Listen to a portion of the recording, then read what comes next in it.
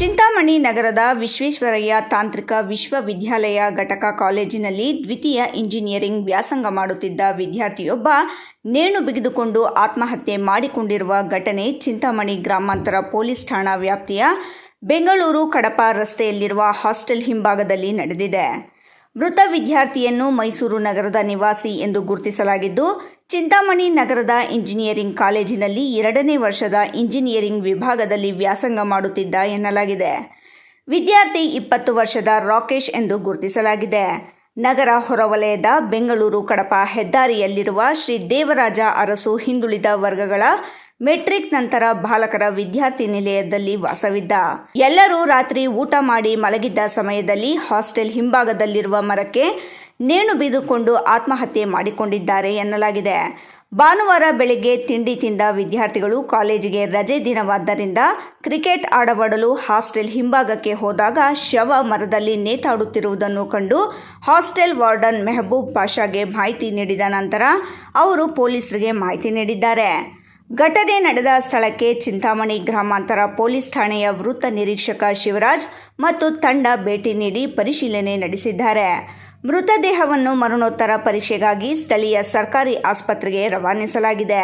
ಆತ್ಮಹತ್ಯೆಗೆ ನಿಖರವಾದ ಕಾರಣ ಏನೆಂದು ಇನ್ನೂ ತಿಳಿದು ಬಂದಿಲ್ಲ. ಪರೀಕ್ಷೆಯ ಒತ್ತಡ, ವೈಯಕ್ತಿಕ ಸಮಸ್ಯೆ ಅಥವಾ ಬೇರೇನಾದರೂ ಕಾರಣವಿದೆಯೇ ಎಂಬ ಕೋನದಲ್ಲಿ ಪೊಲೀಸರು ತನಿಖೆ ಕೈಗೊಂಡಿದ್ದಾರೆ. ಘಟನೆಗೆ ಸಂಬಂಧಿಸಿದಂತೆ ಪೊಲೀಸರು, ವಿದ್ಯಾರ್ಥಿಯ ಸ್ನೇಹಿತರು ಮತ್ತು ಕಾಲೇಜು ಕಡೆಯಿಂದಲೂ ವಿಚಾರಣೆ ಮಾಡಲಾಗುತ್ತಿದ್ದು, ಮರಣೋತ್ತರ ಪರೀಕ್ಷೆಯ ವರದಿ ಬಂದ ನಂತರ ಹೆಚ್ಚಿನ ಮಾಹಿತಿ ತಿಳಿಯಲಿದೆ.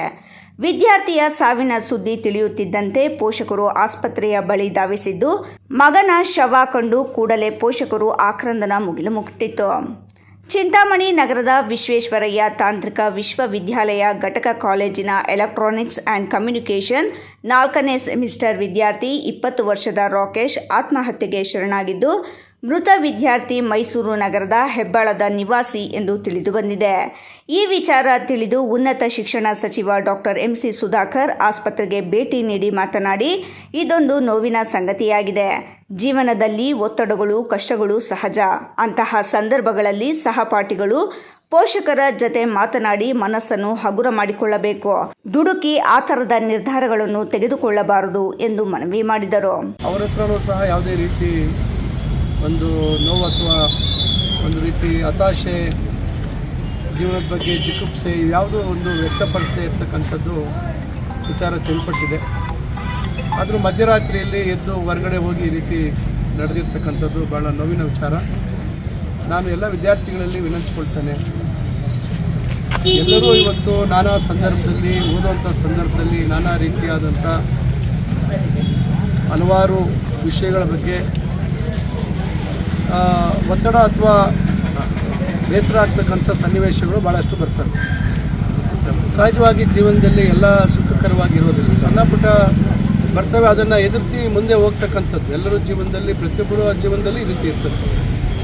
ದಯವಿಟ್ಟು ನಾನು ಎಲ್ಲ ವಿದ್ಯಾರ್ಥಿಗಳಲ್ಲಿ ವಿನಂತಿಸ್ಕೊಳ್ತೇನೆ, ಅದು ಇಂಜಿನಿಯರಿಂಗ್ ಇರ್ಬೋದು, ಬೇರೆ ವಿಭಾಗದಲ್ಲಿ ವ್ಯಾಸಂಗ ಮಾಡ್ತಾ ಇರ್ತಕ್ಕಂಥವ್ರು ಇರ್ಬೋದು, ದಯವಿಟ್ಟು ಆ ರೀತಿ ಒತ್ತಡದ ಸಂದರ್ಭದಲ್ಲಿ ನಮ್ಮ ಸ್ನೇಹಿತರ ಜೊತೆ ಕೂತು ಮಾತಾಡಿ ಅಥವಾ ಪೋಷಕರ ಜೊತೆ ಮಾತಾಡಿ ಅವರಿಂದ ಸಲಹೆಗಳನ್ನು ಪಡಿತಕ್ಕಂಥದ್ದಾಗಬೇಕು. ಆ ಕ್ಷಣದಲ್ಲಿ ಯಾವುದೇ ಒಂದು ತಮ್ಮ ವೈಯಕ್ತಿಕ ತೀರ್ಮಾನಗಳನ್ನು ಮಾಡುವಂಥದ್ದು ಆಗಬಾರ್ದು ಅಂತಕ್ಕಂಥದ್ದು ನನ್ನ ಒಂದು ವಿನಂತಿ ಎಲ್ಲರಲ್ಲೂ. ಇಮ್ರಾನ್ ಖಾನ್, ರಾಯಲ್ಸ್ ಕನ್ನಡ, ಚಿಂತಾಮಣಿ.